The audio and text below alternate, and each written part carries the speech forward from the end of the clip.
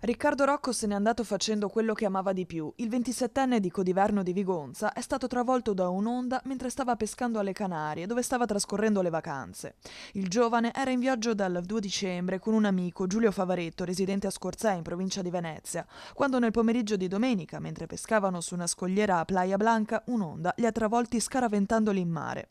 Rocco, in condizioni gravissime, è stato recuperato a 500 metri dal punto in cui era caduto. I soccorritori sono riusciti a rianimarlo dopo un arresto cardiaco. Nonostante ciò, il 27enne è morto poche ore dopo all'ospedale José Molina Orosa di Arrecife. Fortunatamente l'amico è riuscito a mettersi in salvo, portato nello stesso ospedale, se l'ha cavato con alcune ferite e un principio di ipotermia.